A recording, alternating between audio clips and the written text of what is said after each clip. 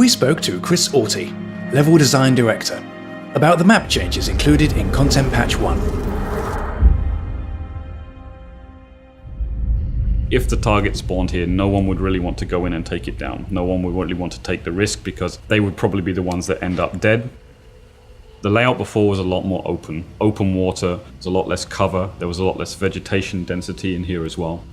Any player that wanted to get into that building to take the boss down had to take a huge risk of going through this water that would sort of slow you down. It would make noise, it was full of AI, and it was very easy for other players to kind of come in and snipe you down. We added more terrain-based paths going in there. So we have these sort of mud paths leading in. There's another one here, and there's one also coming from the north. We also did a lot of work on the cover surrounding the location as well. So we've added more buildings, we've added more structures, we've added a few more approaches, so it's easier for players to kind of leapfrog from the perimeter into the center of the compound. We added a lot of vegetation to the north side. The reason for this was to give spawning players a bit more of a chance. They have a bit more protection when they're approaching the compound. In the south side, we kept it reasonably open because what tends to happen is, if a boss is discovered and it's, under banishment, most players come from the southwest and the southeast where the other compounds are. So if you're defending the structure, you can kind of keep an eye out and you can see those players approaching a little bit more easily. Big series of changes that we've tried to do for a lot of the compounds is to make sure that when you're coming out of a building, you have protection. You have some kind of shield around you a little bit. You can look at the space in front of you and you can make a bit more of a decision about where you want to go next. We also made a few changes to things like the windows, the gaps and other stuff to make it a bit less simple on the outside to see what's going on the inside. All these windows, as you can see in this location, will also all be closed by default. Unless players who are in there and attacking the target they can choose to have those open or not if they want to kind of peek out and engage the enemies that are out there as well. So hopefully these changes will make a big difference to this location, and we're not going to end up with these kind of piles of dead hunters that was plaguing it before. So yeah, that's Scupper Lake. A lot of players tend to end up at this one, and they tend to have a lot of PvP at this one. We wanted to kind of simplify the perimeter a little bit and provide a little bit more guided cover. On the northern part, there was these islands of vegetation that a lot of players kind of got into, and they sat there and they kind of camped against the people inside. We weren't so happy with that. We saw a lot of people using them. They were quite problematic. There was a lot of places in there you could get stuck. So what we did is we simplified it a little bit. We've removed the access onto those two kind of vegetation islands, and we're kind of forcing players to use sort of one of two connecting routes now, just to make it a little bit less random and a little bit more predictable for the defenders and a little bit more difficult for the attackers. We've added a little bit more protection in general around this location, so you might notice that we have this new jetty here. This gives you a bit of lateral cover on the outside, so it's a bit less open and a bit harder to get direct lines of sight on players. We also made the underpart of the building a little bit cleaner and less labyrinthian, so you'll always be roughly able to see where my exit points are. If players go in there and try to disappear, it should be a little bit more predictable where they might come out from. These red panels around the edge here, these are all bulletproof panels, so if you're coming out from the doors, players who are down low and shooting up towards you will have a slightly more difficult time of it. We added a little bit more cover and a little bit more kind of places that I can peek and kind of skirt around and look at things, try to see where possible enemies might be. With the addition of full damage, the option of just kind of leaping over the barriers and jumping down is going to be obviously a little bit more problematic. So we need to make sure that we give players a little bit more protection in that case. That's basically the kind of changes that we've been doing to this location, and it'll be really interesting to see how people play it and their feedback from it, but we think it will make a positive difference. We made a few small changes to this one. The biggest change that you're going to notice is that the perimeter wall is a little bit higher than it used to be. We wanted to try to reduce the amount of peeking that was happening. Players, sitting on the outside waiting for players to come out of the exit points, and then having really cool protection behind this stone wall, and they can just sit there and flood bullets into the center of the compound and just kill people. The wall is now past eye height, so if you're running along the perimeter, you're not going to be able to see over it. We have breakpoints around it where players can kind of peek around and see in, but that also means that players coming out of the chapel can also kind of focus on those locations, and they're a bit more predictable and it's a little bit less random. Big problem in terms of camping was that if you were down there and you were killing the boss and doing the banishing, you had these two exit points that you could take. One of them was coming up through the church, and once you're in the church you have kind of these 4 or 5 options that you can get out of the window or go through the doors or wherever. The western exit, unfortunately, was a death trap. You had to come up these stairs, and at the top of the stairs you had these 2 blind turns, and they were very easy to kind of camp. They're very easy to kind of point, ADS and wait for people to come out. You could very easily just throw barbed wire there or set it on fire and whatnot. What we've given players is a little bit more breathing space, so when they come out, they're not immediately greeted by these 2 exits coming out of the side. What they have is a high wall of cover here, and then they can see where those 2 exits will be and any potential players kind of coming in from those exits. So yeah, a couple of small changes on this location, but they should hopefully make a difference.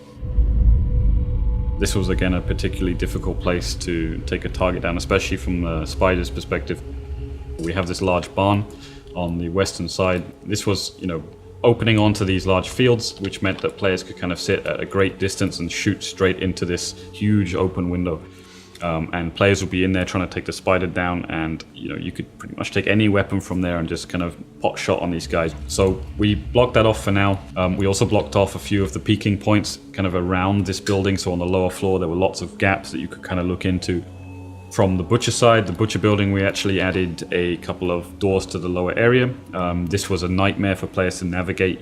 You would try to get into this building, and to get out again, you kind of had to go up to get out. So just to again reduce that irritation of wasting time and looking for an exits on the ground floor. Straightforward, but should make things a little bit more pleasant for players.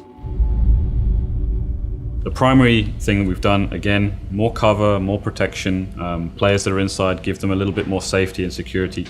Here on the left side and on the right side of this one, both of those entry points to this building, they have a little kind of porch outside them, a little bit of a fenced off area.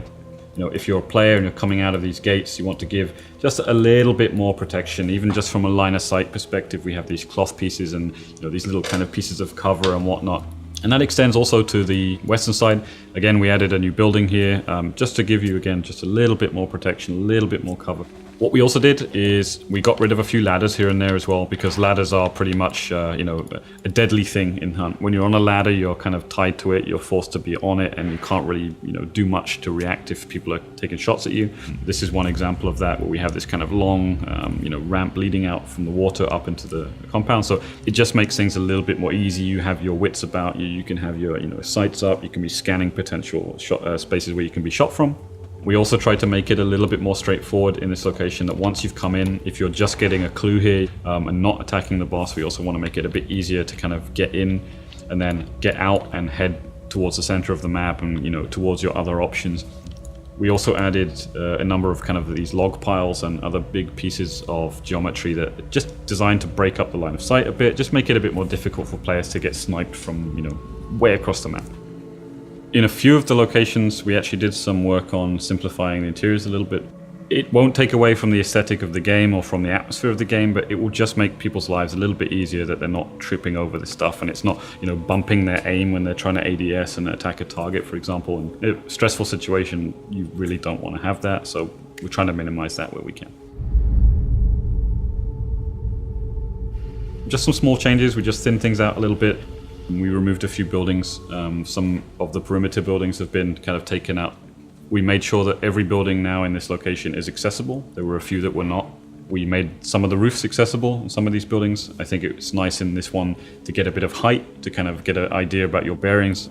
We also made a couple of small changes inside this. We removed one of the crank gates that was there just because it was a little bit unnecessary, and it kind of held players up and made players not want to use the lower parts very much. We moved one of the elevators just to make it into a kind of a more of a useful position, a bit more protected. There used to be an elevator on the south side here that was just so exposed and so open that no players would ever really want to use it. So we moved that to a slightly different position. We want to maybe do in the future a few more things here just to make it a bit more navigable for players and make it a bit easier to kind of see how you get from A to B in this one. But yeah, it should be cleaner. It should be a little bit more simple to navigate. There will now be spawning of AI near and around clues. So we have randomized AI spawning at clue locations as well. So when a clue is generated by the mission manager, it will produce a few AI that will be around it. The clues will be a little bit more of a challenge now. You have to be a little bit more careful about approaching them.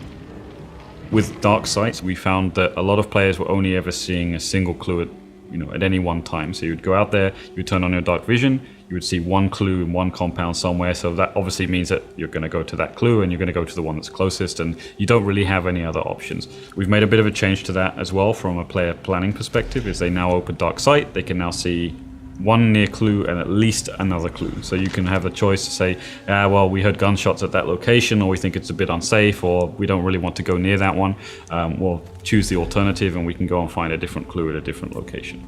One additional small change that we've done as well is to make the cranked elevators a little bit more friendly for solo players. Previously, you needed 2 players to operate them. We've made a little bit of a change now where those elevators will always be in the up position. Players, all they need to do is crank the gate, it will come down, they jump in, let go, and they will slowly get taken to the top. As promised in the developer update, we will also include a performance tool just to give players a little bit of extra information about their performance, and it will help us a lot. We can get more information from players and we can use these screenshots and just see a little bit more about what's going on and make it a bit more easy for us to try to debug and find some of these performance issues that players are having. So guys, a big thank you for watching. We hope you liked the changes, and if you have any further feedback for us, then please don't hesitate to contact us on Steam or Discord, and hope to see you soon.